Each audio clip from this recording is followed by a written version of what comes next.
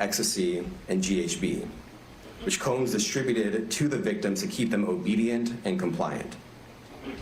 As alleged, when Combs didn't get his way, he was violent, and he subjected victims to physical, emotional, and verbal abuse so that they would participate in the freak-offs, and that Combs hit, kicked, threw objects at, and dragged victims, at times by their hair.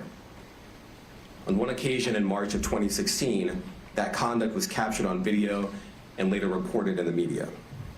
Specifically, Combs kicked, dragged, and threw a vase at a victim in a Los Angeles hotel when the victim was attempting to flee.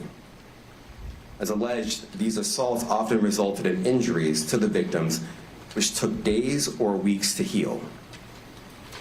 In addition to the violence, the indictment alleges that Combs threatened and coerced victims to get them to participate in the freak-offs.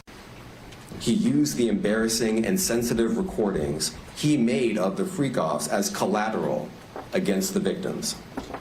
And the indictment alleges that he maintained control over the victims in several ways, including by giving them drugs, by giving and threatening to take away financial support or housing, by promising them career opportunities, by monitoring their whereabouts, and even by dictating their physical appearance. Because of all of this, the indictment alleges that the victims did not believe they could refuse Combs without risking their security or facing more abuse.